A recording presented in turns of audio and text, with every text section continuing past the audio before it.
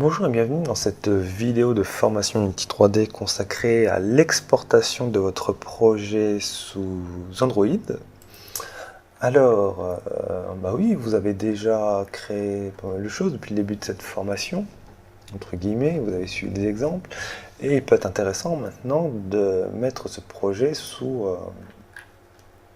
téléphone. Mais avant de le publier sur le Google Store, le Google Play, il peut être intéressant de tester votre jeu, votre application, directement sur un téléphone. Donc, dans cette vidéo, on va voir comment configurer son téléphone et tous les outils qu'il faut mettre en place. Je suis parti du principe que vous n'avez rien configuré. Dans ce cas-là, il va falloir télécharger 2 voire 3 choses. Alors tout d'abord, il y en a qui le savent, Android tourne entre guillemets avec du Java. Donc pour cela, vous allez sur Google télécharger le Java Development Kit. Donc on appelle ça un SDK, ici c'est JDK, qui va vous permettre de transformer votre projet en Java. Je schématise, mais c'est ça l'idée. Donc vous atterrissez sur cette page, ou peut-être sur l'autre. Bon, en tout cas, vous allez dans les téléchargements.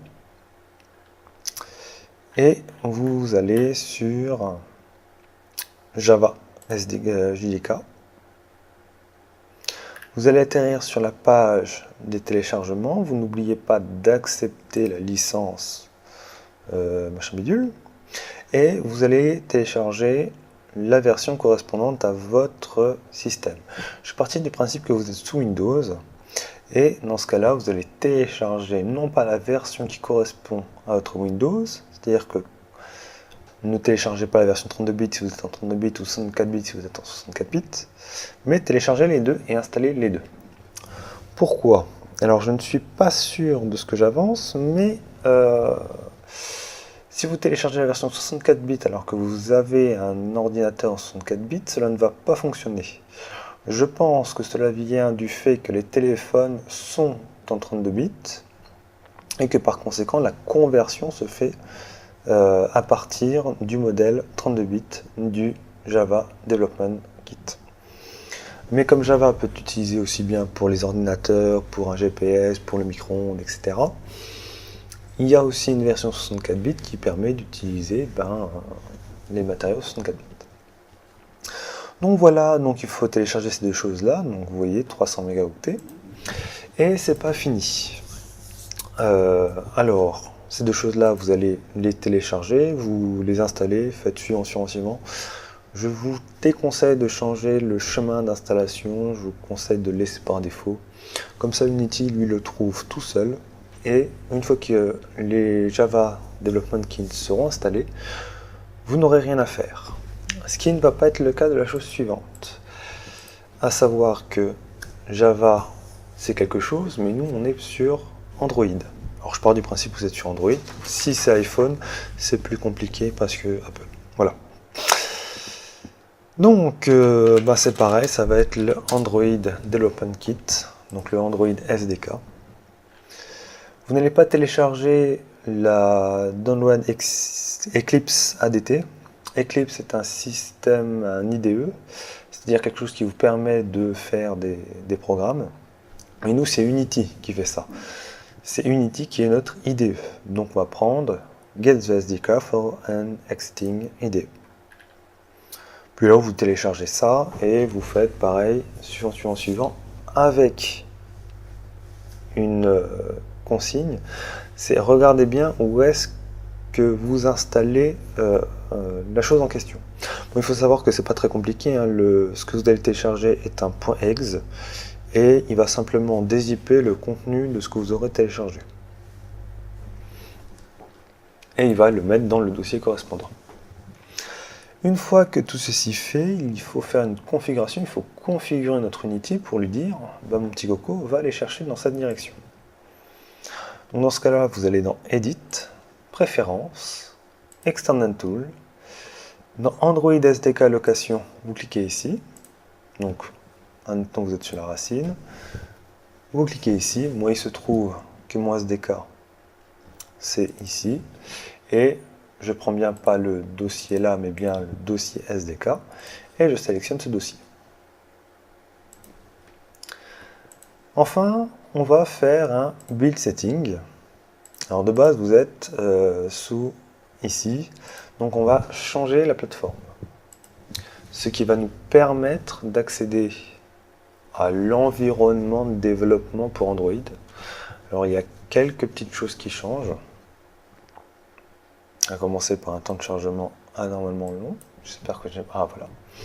Et ça permet d'avoir accès à plusieurs choses, notamment des formats de téléphone entre guillemets classiques pour Android. Donc moi en général je travaille en 16 dixièmes et en portrait. Et c'est pas fini. On va aller dans Player Setting. Et là en général vous avez cette vue là. Donc dans ce cas là vous allez dans Other Setting. Et ici normalement vous avez comme compagnie Product Name. Changez ça parce que si vous utilisez les noms par défaut, Unity vous envoie balader. Bon, je ne vais pas m'étendre là-dessus. Ce sont des paramètres à peaufiner si vous souhaitez publier votre application sous tel ou tel appareil. Par exemple ici, vous pouvez sélectionner le minimum API level, c'est-à-dire la version pour laquelle Android doit tourner au minimum. Google pousse de plus en plus les gens à se tourner vers la version 4.0 au minimum pour leur construction. Maintenant, il faut savoir que 20%, enfin ça doit être 17% des gens sont encore en 2.3. Maintenant, ça va être un choix à faire pour vous. En ne vous disant pas forcément que ouais, mais si on a 17%, ça veut dire que je me coupe de 17% de part de marché. C'est entre guillemets vrai, mais il faut remettre les choses dans son contexte. Les gens qui sont sous Android 2.3, c'est en général des gens qui ont un vieux téléphone. Et ils le gardent pourquoi? Parce que ça téléphone et ça suffit amplement. Je rentre pas dans le débat de s'il faut un smartphone, il faut le dernier à la mode. Moi, je suis d'accord avec leur point de vue. S'ils sont d'accord avec ça et que ça leur suffit, c'est qu'en général, ils ne sont pas forcément intéressés par aller chercher des applications. Sous-entendu, ils vont peut-être avoir Candy Crush et Angry Birds, mais c'est tout. Ils vont pas aller fouiller pour aller avoir des jeux super beaux, d'Unity, etc. Donc c'est à vous. Est-ce que vous voulez vous mettre dans les versions les plus basses ou si vous vous contentez des plus hautes? Moi je vais aller en 4.0. Et voilà. Donc là pareil, ce sont des paramètres globaux pour les Android. Maintenant que ceci est fait, on va pouvoir passer au build. Le build, vous le mettez à un endroit, vous lui donnez un nom. Bon, moi j'ai tapé n'importe quoi, et vous l'enregistrez. Et à partir de là, ça va compiler. Et c'est à partir de là qu'il faut croiser les doigts, parce que si vous avez fait quelque chose qui n'est pas correct, c'est ici qu'il va vous le dire.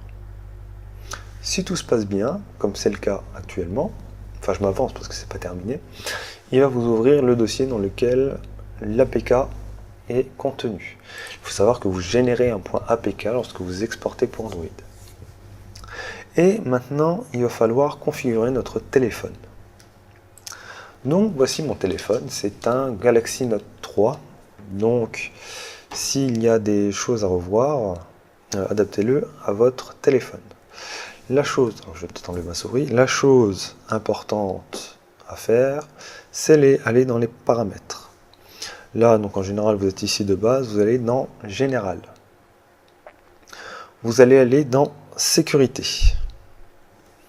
Dans Sécurité, ce qui est intéressant, c'est de cocher Source inconnue. Source inconnue va permettre d'installer des applications qui ne sont pas présentes dans le Play Store. Effectivement, vous n'avez peut-être pas forcément encore acheté un compte Google Play, et par conséquent, sachant qu'il est payant, vous avez peut-être envie de tester avant. Voir que vous faites une application juste pour vous éclater. Dans ce cas-là, il est important de cocher là-dessus.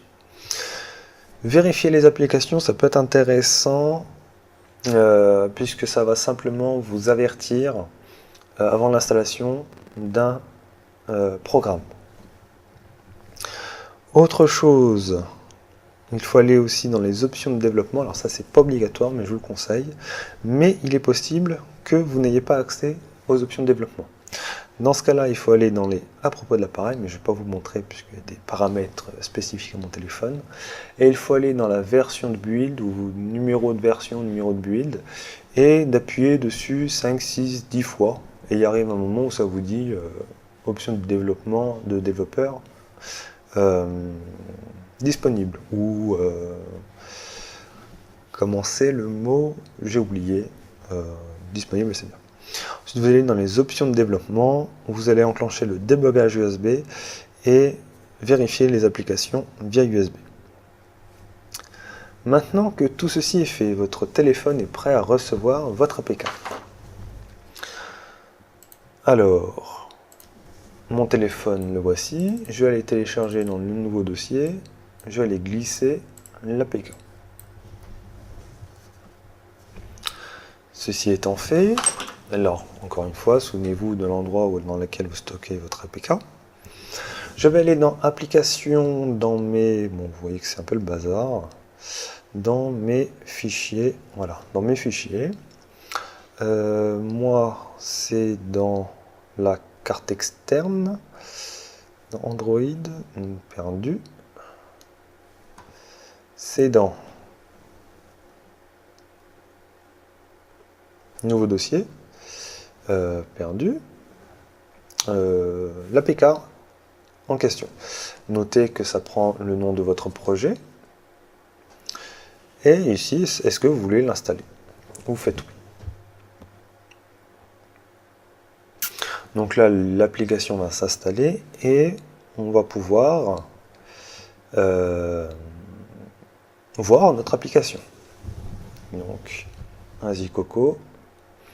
Voilà, donc soit vous faites OK, dans ce cas-là ça quitte, soit vous faites ouvrir, dans ce cas-là ça vous lance directement votre application. Et là vous pouvez voir que on a notre scène. Alors je sais que c'est pas très lisse sur la vidéo, mais c'est la capture qui est un petit peu moche. Sur mon écran c'est tout simplement nickel. Bon, j'ai le Galaxy Note à un écran Full HD, donc c'est normal que j'ai une qualité graphique qui est quand même belle. Alors, outre la qualité artistique de l'œuvre. Oui, effectivement, lorsque vous voyez ce changement-là, c'est que je change l'orientation de mon appareil. De base, Unity accepte l'orientation de l'appareil. Vous pouvez bien entendu bloquer ça, je vous montre ça plus tard. Mais je voudrais revenir sur quelque chose. Donc votre application est créée ici, et donc vous pouvez la relancer. Pardon. Très facilement. Mais vous pouvez voir que c'est un petit peu fastidieux. Et grâce au... Oui, moi j'ai des petites fleurs en fond d'écran. Grâce à la configuration dans les options de développement que nous avons fait, nous pouvons faire autre chose. Nous pouvons faire Build Android. Donc là, on enregistre encore une fois l'APK. Ça l'a construit et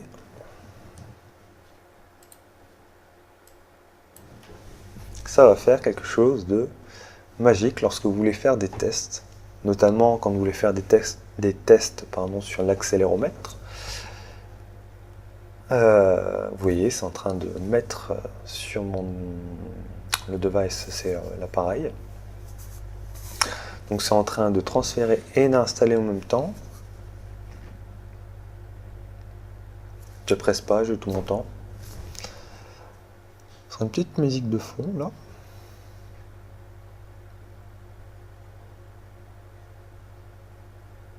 Voilà. Et donc on a notre version qui est directement disponible sur le téléphone. Cette version est lancée à partir, entre guillemets, de rien. C'est à partir de l'ordinateur. C'est-à-dire qu'une fois que j'aurai quitté le programme, je ne pourrai pas y revenir. Il faudra que je relance la compilation. Mais c'est bien pour faire des tests, puisque avec ce workflow, ce flux de travail, vous gagnez du temps au lieu de sortir l'APK, de le mettre, de brancher votre téléphone, enfin si, dans tous les cas vous branchez votre téléphone, de sélectionner l'APK, de le trouver, de l'installer, etc. Là, ça vous fait gagner du temps. Voilà pour l'export pour les téléphones sous Android. Je vais revenir un petit peu sur les paramètres. Alors, autorotation. Ça autorise la rotation dans divers formats. Si vous en sélectionnez un, ça va bloquer le format dans cette orientation. Si vous faites autorotation, vous pouvez choisir l'orientation de votre jeu. Par exemple, si je décoche ces deux cases-là et que je retourne mon appareil, alors admettons il est en paysage, que je le retourne, l'orientation de mon application va également se retourner. Mais la personne ne pourra pas se mettre en mode portrait. Enfin, elle pourra toujours le faire avec son téléphone, mais l'orientation de la caméra ne changera pas. Ça, je n'y viens pas. Les icônes, c'est les icônes que vous voulez afficher, c'est ce que vous voyez ici. Donc vous en avez différentes résolutions. Effectivement, moi qui ai un écran Full HD, il me faut plutôt une grande résolution. Par contre, on peut le voir ici, il y en a qui ont un écran de 320 x 480. Dans ce cas-là, ils n'ont pas besoin d'une très grande résolution. Splash image, on ne peut pas le modifier parce qu'il me semble que c'est une fonctionnalité de Unity Pro.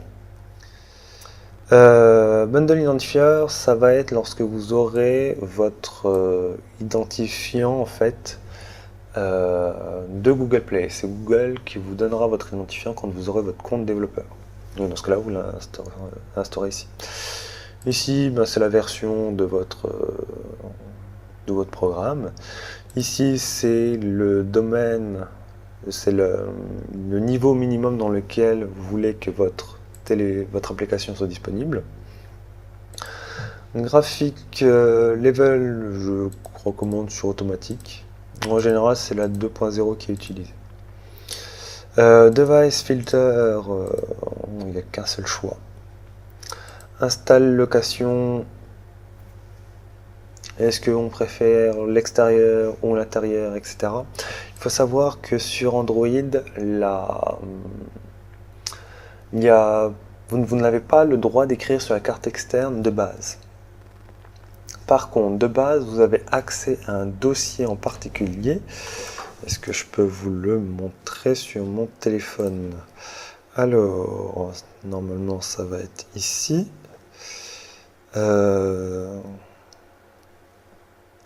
Voilà, on peut voir ici les différentes applications et en fait les applications ont le droit d'écrire dans leur dossier respectif à l'intérieur d'ici. Mais ils n'ont pas le droit d'écrire en dehors de leur dossier sur la carte externe. Voilà les Write Access. Alors si vous changez ça, ça va lever une demande d'autorisation pour l'utilisateur. Quand vous installez une application, quasiment toutes demandent des autorisations. Ça peut être le simple connaître état ID. C'est souvent utilisé parce que AdMob, qui est la pub la plus utilisée sur mobile, demande l'accès à ça. Ça permet de récupérer le numéro de série entre guillemets de votre téléphone. Et comme ce numéro est unique, ça vous permet d'identifier votre téléphone comme étant unique. Donc voilà, ça va lever une exception. Là c'est pareil, ça va demander une exception pour écrire sur la carte externe. Submit, je sais pas ce que c'est. Mais bon, pourquoi pas. API Compatible Level, ça joue conseille de ne pas trop toucher à ça, sauf si vous y connaissez. Public setting, là c'est pareil, c'est lié au que je me souviens, c'est toujours lié à votre compte Google et c'est ici que vous créez vos clés particulières. Voilà, c'est tout pour cette vidéo de formation sur l'exportation de vos applications de Unity jusqu'à Android. Et moi je vous retrouve dans la vidéo suivante, toujours avec grand plaisir. Ciao, bye bye.